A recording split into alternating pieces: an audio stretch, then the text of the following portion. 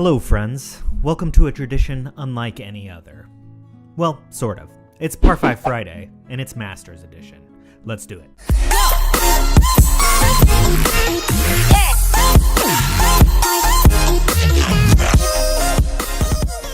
What's going on, everybody? Welcome back to another episode of Knock Stiff Golf. I'm Kyle, and I'm a fellow golf addict that happens to live in Anchorage, Alaska.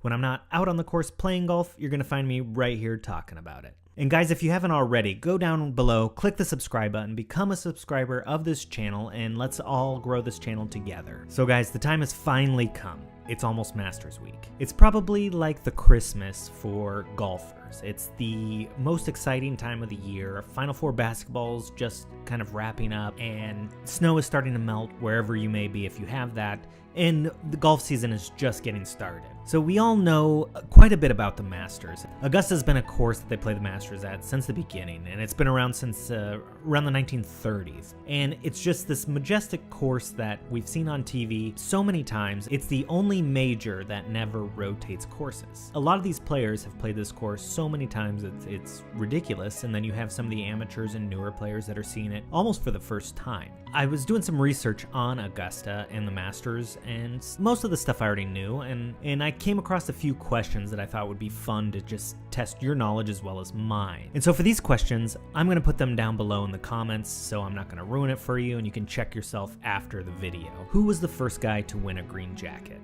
Who has won the Masters the most times? Over the course of 3 decades, actually. Who is the youngest winner of the Masters ever? Who is the oldest Masters champion? And finally, what's the lowest total score for a Masters tournament? And if you know who by, it's one of the answers to the other questions. So I know those are kind of softball questions for people that are really into golf, but a few of you may be watching this and not really have that knowledge, so look down below and see if you're right.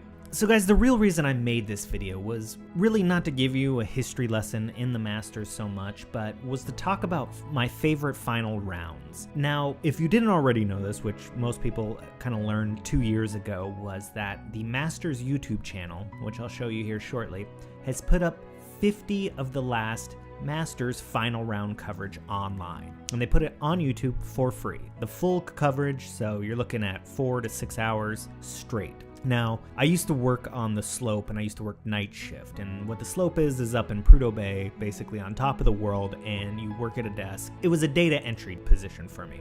I had a lot of downtime and was able to put up the Masters on one of my monitors that I had up there, because I had 3 monitors in front of me. So it was actually pretty awesome just to be able to, as I was kind of creeping up on the 2017 Masters, to just kind of burn through a few of those and watch some of the epic shots that have taken place over the past 50 years and see the coverage and see how the course has changed and how it's not changed, and see people lose big leads and see underdogs come back to take the championship. It's a great little thing that you need to check out, and I encourage you to, over the course of the next couple days, maybe get prepped up on some of the legendary rounds that have taken place over even the last few years. So I thought I would ask a few friends to put together a short little video that would explain their favorite Masters final round and why.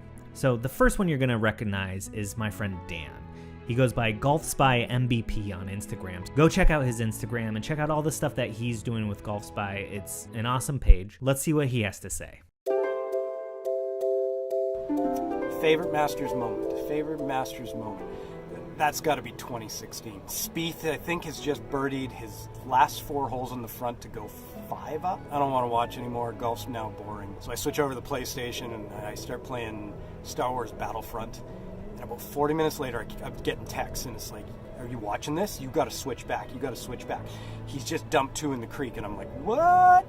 And so I flip back over, and I think he's bogeyed 10 and 11, and now he's taking a quad, chunked 2 in the water on 12. We got a tournament again. This is exciting. And Danny Willett's up there, and Lee Westwood was right in there. And, they cruise down the back. Willett ends up winning it, I think by 3 at 5 under. And that's just an awesome moment in golf. Got to be my favorite. Honestly, I remember watching that round to this day over at my friend's house. We almost left because Spieth was so far up that we were like, hey, let's watch something else. And then I believe we flipped back, and it's kind of the same idea as we saw what happened and lost our minds and just watched the rest of it. And personally, it was a little sad for me. It did make it a lot more exciting, but sometimes, oh, how the mighty have fallen. So that brings us to the next guy. This is Nathan Carr. You'll know him on Instagram as @CarForTheCourse. So let's see what he has to say. Hello friends, my name is Nate Carr from Car for the Course. It is April, and we all have the Masters on our mind.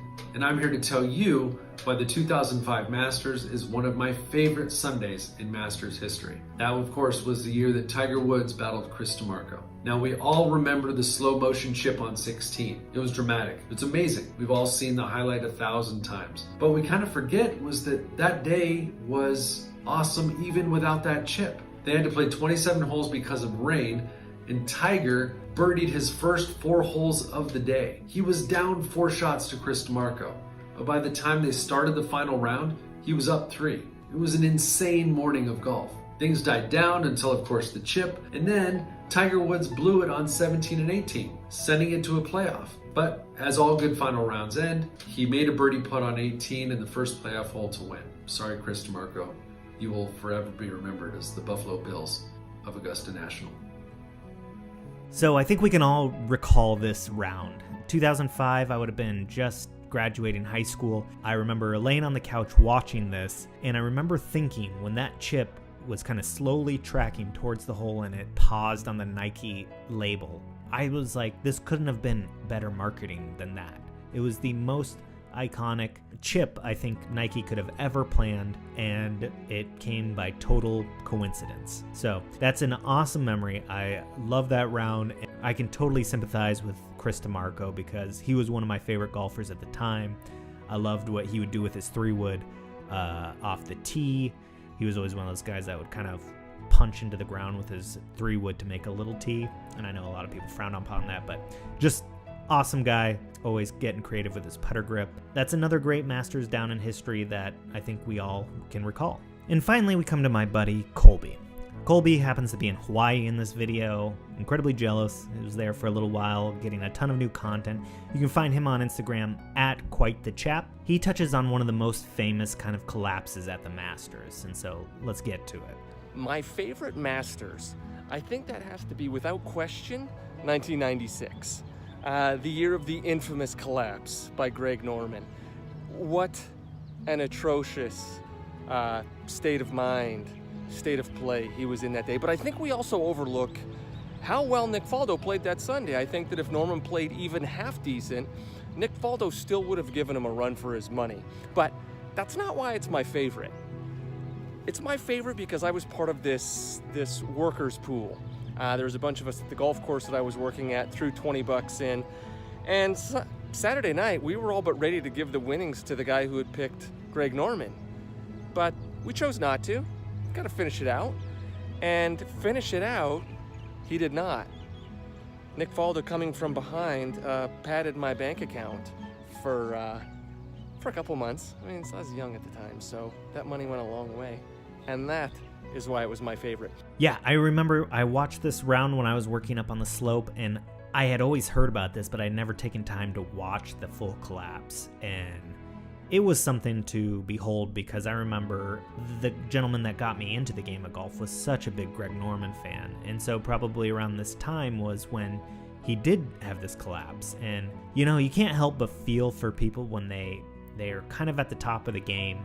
I mean, you have a leading money winner right there, and he just never seemed to be able to pull it off in a lot of these tournaments.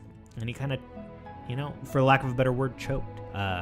Nick Faldo played a great final round, so that made it very difficult for him, but it's these things that make the Masters so special because coming down the end, a lot of things can change and a lot can happen. All it takes for you to do is watch some of the analysis on the greens, on the different slopes that are on this course to realize if you miss it in certain places, your ball can be wet, no matter how safe you think that spot you hit it to is. It's one of the kind of mysteries of Augusta. So I guess that really kind of brings it back to me. What was my favorite Masters moment and why? So my favorite Masters moment has to be 2004. The year Phil Mickelson finally broke his dry spell. Phil Mickelson is always close to my heart, being a fellow lefty.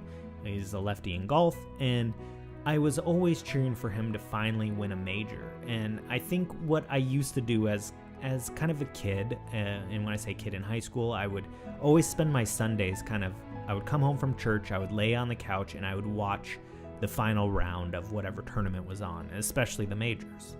And I remember watching, just feeling nervous and excited for him, and then watching that birdie putt on 18 drop and seeing his kind of infamous Jumpman moment where, it was almost laughable how little he jumped. But, you can't help but look at him, and you can read his lips and just kind of see that true joy of winning his first Masters, and just knowing that he is going to in the record books forever for that. And it's really hard with somebody so animated like Phil Mickelson to just not enjoy that moment and kind of live it with him. There is one last part that I wanted to do. I had each of these guys make their prediction on who was going to win the 2019 Masters. And so let's kind of do a highlight reel of theirs. And I'll start it off. My prediction is that Rory McIlroy is finally going to pull through and win his first Masters. Who do I think is going to win? I'll go with the big cat, but when it's Spieth will probably win it. But I'll say Tiger's got this one. I'm rooting for Tommy. Tommy Fleetwood with the beautiful hair and the beautiful swing. Go get him, Tommy, and your enormous caddy. I hope they have a onesie that fits him. Now, who am I going to pick this year? Well, I would really like to see Tiger Woods win, but I think Rory's going to take it this year. McIlroy's, I think he's got this one in the bag. So we'll find out. Well, that about does it for this episode of Knockstiff Golf. It's just another Par 5 Friday Masters edition. Guys, get on YouTube, watch some of these final rounds. There's so much history in these last 50 years that they've put up, and for free. And just enjoy what is Augusta and learn the holes, learn the shots that these players are hitting. And so that makes it more enjoyable when you're going to be watching this tournament next week. Guys, as always, like, comment, subscribe below. Let me know if there's stuff that you want to see. Let me know if there's topics that you want me to touch on. And as always, guys, I'll see you next time. Bye.